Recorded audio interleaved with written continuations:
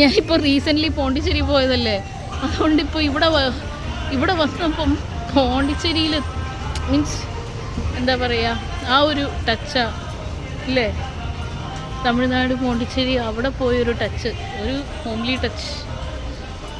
എന്നാലും ഭയങ്കര ഒരു amazement because everything seems like in Indian city. കൂട്ടിക്ക് ഇല്ലേ, കുടവുണ്ട്, ഡിണ്ടിഗൽ ബിരിയാണി എല്ലാം ഇല്ലേ, ഫുള്ള്